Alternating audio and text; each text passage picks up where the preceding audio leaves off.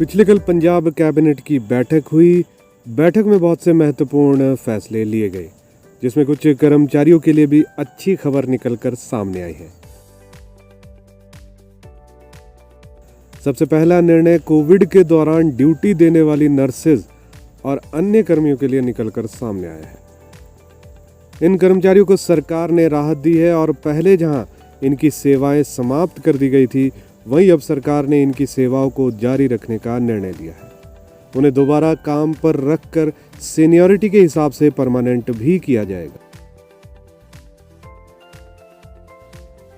यह काम अब सर्विस सिलेक्शन बोर्ड से वापस लेकर स्वास्थ्य विभाग को पॉलिसी बनाने के लिए दे दिया गया है। नवजोत सिंह सिद्धू ने सुबह ही इन कर्मचारियों की भूख हड़ताल को खत्म करवाया था।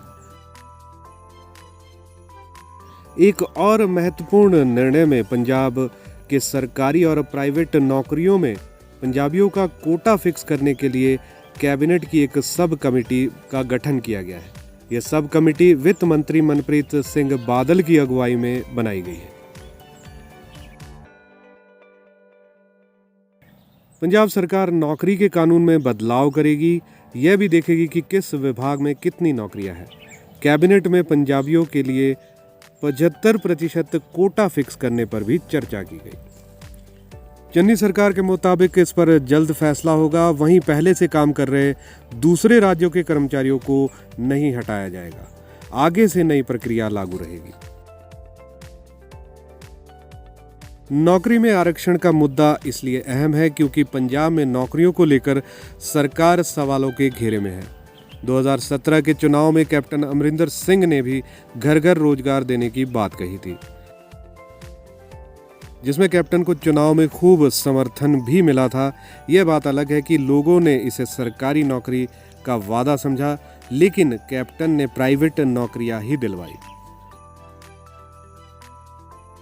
सीएम चन्नी कह चुके हैं कि पंजाब सरकार हरियाणा से ठोस कानून लेकर आ रही है। पंजाबियों की नौकरियां हरियाणा, हिमाचल प्रदेश और दिल्ली के हिस्से में जा रही है। पंजाब में पिछले कुछ वर्षों से लगातार नौकरियों के लिए प्रदर्शन हो रहे हैं। नौजवान सरकार से नाराज है। ऐसे में सरकार इस दांव के जरिए सबको साधने की कोशिश में है। सूत्रों की माने तो सरकारी और प्राइवेट सेक्टर में 75% कोटा तय करने की योजना बनाई गई है। चन्नी सरकार के इस फैसले को लेकर विरोधियों ने निशाने साधने शुरू कर दिए हैं। आम आदमी पार्टी विधायक अमन अरोड़ा ने कहा है कि सीएम चन्नी यह जांच करवाए कि पंजाब के सरकारी विभाग में गैर पंजाबी कैसे भर्ती हो गए।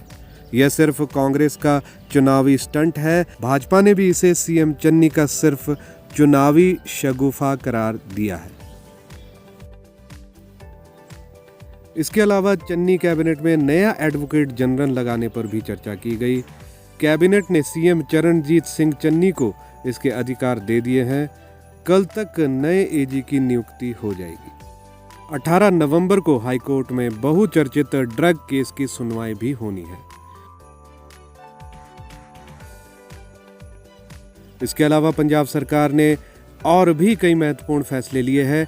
इनमें राज्य के 5000 होमगार्ड जवानों की भर्ती को हरी झंडी दे दी गई है। अब पंजाब में 5000 नए होमगार्ड जवानों की भर्ती की जाएगी।